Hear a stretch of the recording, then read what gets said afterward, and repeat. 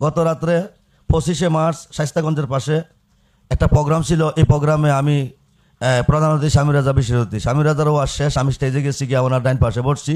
উনি আমি মুরব্বী মানুষ, উনি আমার সালামও দেয় নাই, ভালো মন্দ কথা বলে নাই, ভালো আছেন কি না কে আসে বসে তাও বলে নাই। আমি চেয়ারে বসে রয়েছি, উনি চেয়ার থেকে সারবে, আমি চেয়ারে বসবো। উনি চেয়ার থেকে দাঁড়াইছে, আমিও দাঁড়াইছি। দাঁড়াইবার পরে আমার কইতাছে এত টেম্পার কেন? ফোন দিলে কি আপনি পিকআপ বেড়ে জায়গা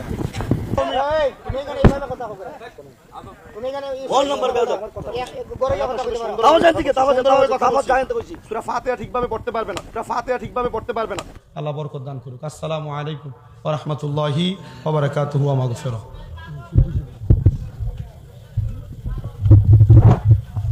আপনার ফোন দিলে কি আপনি পিকআপ বেড়ে জায়গা আপনার ফোন দিলে কি আপনি পিকআপ বেড়ে জায়গা আপনার ফোন দিলে কি আপনি পিকআপ বেড়ে জায়গা ঘুমাতে বাবা, ফোন কোন সময় দেবো তুমি আমার? মাসিল আপনি না চাইলে মিথ্যা কথা বলেন কেন? সুন্দর করে হ্যাঁ, না চাইলে মিথ্যা কথা বলেন কেন? মিথ্যা কথা মিথ্যা কথা বলেন না, না চাইলে মিথ্যা কথা বলেন কেন? মিথ্যা কথা বলেন না। আমি জানি যে আমার আম্মা অসুস্থ, আপনি তাকে মাইক কেন সমালোচনা করে কেন সমালোচনা করছে? আপনার সাথে ফাজলামি করেন, ফাতেও তো ভালোভাবে করতে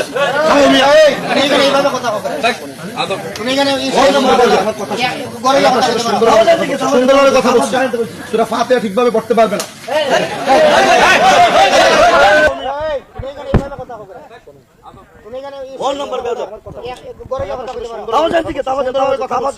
সুরা ফাতিহা ঠিকভাবে পড়তে পারবে না, সুরা ফাতিহা ঠিকভাবে পড়তে পারবে না। এত ফিকার কেন?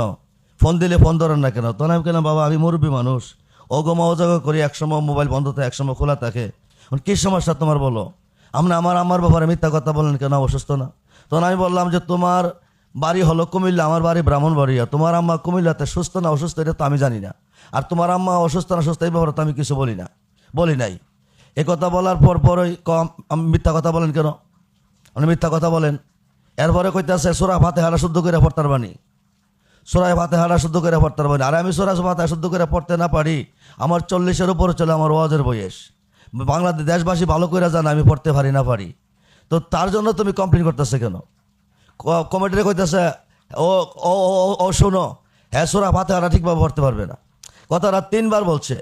1 নম্বরে পাশে বসলাম, আমি মুরব্বী মানুষ, আমার সালাম দেয় নাই, ভালো বড় জিজ্ঞাসা করে নাই। 2 নম্বরে হ্যাঁ দাঁড়াইছি রে বলতেছে আমার স্পিকার বাইরে গেছে, টেম্পার বাইরে গেছে, ফোন দিলে ফোন ধরি না। এখন আবার বলতেছে আমি সূরা ফাতিহা শুদ্ধ করে পড়তাম না। আসসালামু আলাইকুম ওয়া রাহমাতুল্লাহি ওয়া বারাকাতুহু ওয়া মাগফিরাহ। আসসালাতু ওয়াসসালামু আলাইকা ইয়া রাসূলুল্লাহ, আসসালাতু ওয়াসসালামু আলাইকা ইয়া হাবিবাল্লাহ, আসসালাতু ওয়াসসালামু আলাইকা ইয়া রাহমাতাল লিল আলামিন।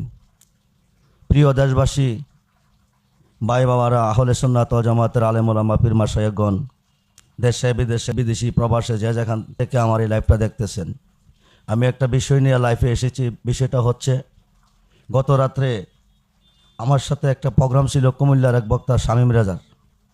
শামীম রাজা ছিল বিশেষ অতিথি, আমি ছিলাম প্রধান অতিথি। তো শামীম রাজা সাথে গত 25 সালে ব্রাহ্মণবাড়িয়া জেলা বিজয়নগর থানা পাইকপাড়া গ্রামে একটা প্রোগ্রাম ছিল। ওই মাহফিলের প্রধান অতিথি আমি ছিলাম, বিশেষ অতিথি শামীম রাজা ছিল। তো আমি গ্রামে গাড়ি থেকে নামলাম, গ্রামে ঢুকলাম। ঢোকার পরে কমিটি আমাকে বলতেছে হুজুর এই মুহূর্তে আপনার স্টেজে যেতে হবে। তখন আমি বললাম আমার আগে যে বক্তা ছিল উনি কি ওয়াজ করছে না উনি পরে করবে বলে হ্যাঁ। তারা আমার সরাসরি স্টেজে নিয়ে গেছে। যাই দেখলাম যে সিলেট লাইনে তেল্লাপাড়া বাড়ি আমাদের এক আহলে সুন্নাত ওয়াল জামাতের আলেম আল্লামা হযরত মাওলানা মিজানুর রহমান আজিজি, উনি ওয়াজ করতেছেন। তো উনি ওয়াজ করতেছেন, আমি গিয়ে ওনার পাশে চেয়ারে বসলাম।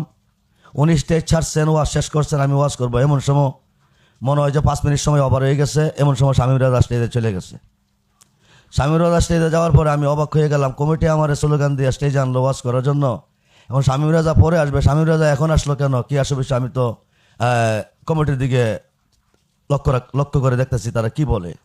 তখন কমিটির ছেলেরা বলতেছে হুজুর, উনি বলতেছেন উনি আম্মার অসুস্থ, উনি 10 মিনিট কথা বলে উনি চলে যাবেন, আপনি আইসে পড়েন, ওনার পরে আপনাকে আমরা আনতেছি। তো আমি এখান থেকে চলে গেছি, আমি বাসায় চলে গেছি, আমি পরে আসব। তো শামীম রাজা 10 মিনিট কথা বলে চলে যাবে, ওনার আম্মার অসুস্থ। উনি 2 ঘন্টার উপরে কথা বলছেন, 2 ঘন্টার উপরে ওয়াজ করছেন। 2 ঘন্টার উপরে ওয়াজ করার পর আমি স্টেজে গেছি। যাই সেটা আমি বললাম এই কথাটাই যে শামীম রাজার আম্মা যদি অসুস্থ হয়ে থাকে উনি কমিটিরে বলতো যে আমার আম্মা অসুস্থ, আমি মাহফিলে আসতে পারবো না। অথবা উনি মাহফিলে আসছে, উনি কমিটিরে বইলা যখন আসছে, উনি তো আমার আগে আসছে, উনি কিছুক্ষণ কথা বলে চলে যেত। উনি মার সমস্যা দেখাইলো, এখন মাহফিলে 2 ঘন্টার উপর ওয়াজ করলো। সঠিক বেঠিক উনি জানে, আল্লাহ জানে। এই ধরনের আচরণ যদি আমরা করি বলি তাইলে আমাদের কথার দ্বারা তো মানুষ হেদায়েত পাবে না। আমার স্টেজ যাই না, স্টেজের থেকে নামাই নিছে, আপনারা দেখছেন। এবারটা হুজুরা কইতেছে এবার মা অসুস্থ, বেটা মা অসুস্থ, এবার মা বিলাই লোকিরে আবার মার অসুস্থ ভালো, এবারটা 2 ঘন্টার উপরে ওয়াজও করছে। হেদায়েত আপনারা পাইবেন কই? বক্তা তো হেদায়েত দিছে না। আল্লাহ কইছে ওয়াবতা গইলাই হিলুসিলা ওয়া কুনু মা সাদিকিন, একজন সত্যবাদীর অন্তর্ভুক্ত হও, মিথ্যাবাদী নয়। এতটুকুই বলছি। আমি শামীম রাজার মার ব্যাপারে বিপক্ষে কোনো বলি নাই, অসুস্থ এই ব্যাপারে কিছু বলি নাই। শামীম রাজা কিছুদিন পরে ফোন দিচ্ছে, আপনি আমার আম্মার ব্যাপারে মিথ্যা কথা বললেন কেন? আমি কি তোমার আম্মার ব্যাপারে আমি কোনো মিথ্যা কথা বলি নাই। এই পর্যন্ত কথা শেষ।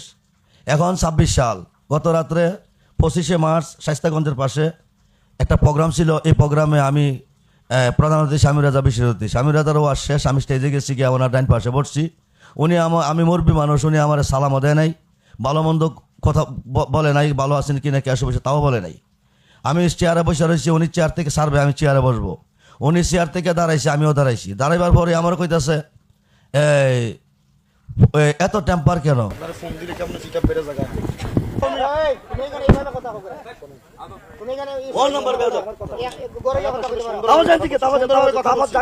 সূরা ফাতিহা ঠিকভাবে পড়তে পারবে না, সূরা ফাতিহা ঠিকভাবে পড়তে পারবে না। আল্লাহ বরকত দান করুক। আসসালামু আলাইকুম ওয়া রাহমাতুল্লাহি ওয়া বারাকাতুহু ওয়া মাগফিরাহ।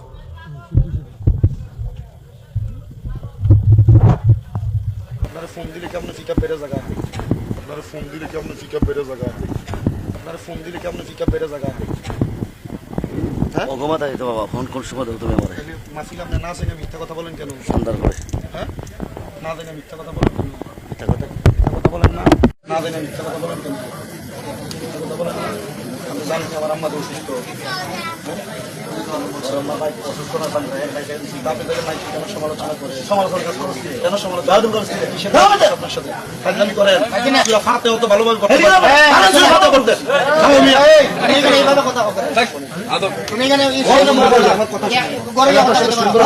সুন্দরভাবে কথা বলছি। সূরা ফাতিহা ঠিকভাবে পড়তে পারবে না।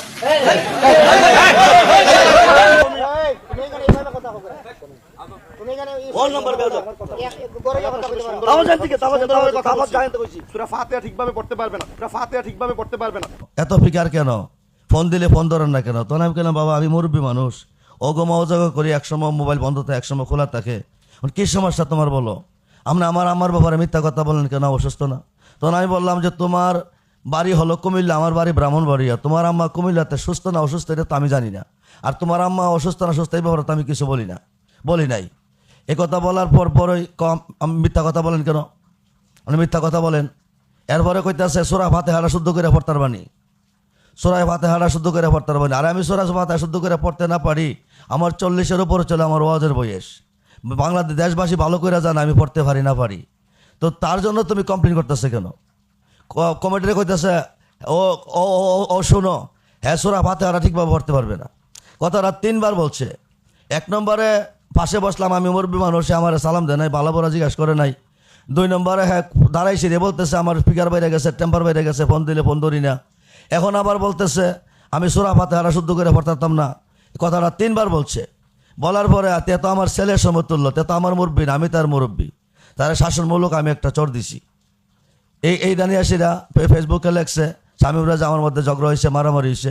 এটা নিয়ে বাংলাদেশের আহলে সুন্নাত ওয়াল জামাতের আলেমরা এক একজন এক এক ধরনের ফেসে লাইভে কথা বলতেছে। আর এখানে যদি এই ধরনের বেয়াদবি আমার সাথে করছে, এই পর্যন্ত 2বার বেয়াদবি করছে। এত যদি আমার কোনো দোষ হয়ে থাকে তাই আমি শুধরাই নেব। প্রিয় দেশবাসী, আপনারা এটার ভিডিও আছে, শামীম রাজা যে কথাগুলি আমার সাথে বলছে তার ভিডিও আছে, আপনারা ভিডিওটা দেখেন। দেখা যদি আমার কোনো দোষ হয়ে থাকে আমি শুধরাই নেব। জি, আমি এই পর্যন্ত আজকের মতন আমার বক্তব্য শেষ করলাম। আসসালামু আলাইকুম ওয়া রাহমাতুল্লাহি তাআলা ওয়া বারাকাতুহু ওয়া মাগফিরাহ।